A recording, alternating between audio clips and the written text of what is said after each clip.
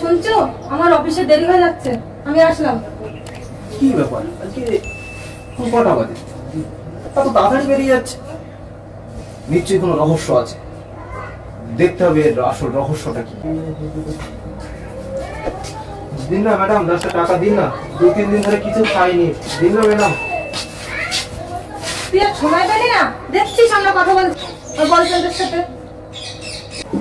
Sorry madam, আমার ভুল হয়ে গেছে। কি দেখছিস অমন করে আমার দিকে?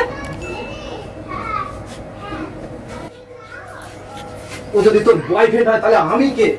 আজকে তোকে মেরেই ফেলবো।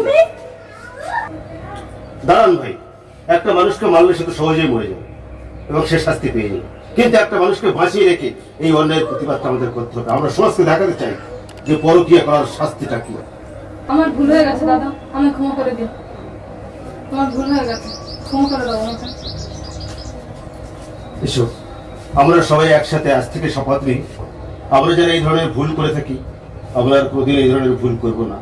তোমার সঙ্গে আমরা দেখা হবে আগামী ভাইফোঁটার দিনে তোমাদের বাড়িতে। সবাইকে রইল আমাদের আন্তরিক প্রীতি, শুভেচ্ছা, অভিনন্দন।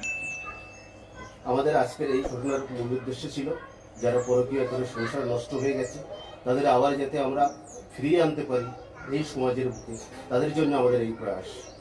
লাইক, শেয়ার, কমেন্ট করে আমাদের সাথে থাকবে, যাতে আমরা আগামী দিনে আরো এগিয়ে যেতে পারি। আপনাদের ভালোবাসা ছাড়া আমরা কখনো এগোতে পারবো না।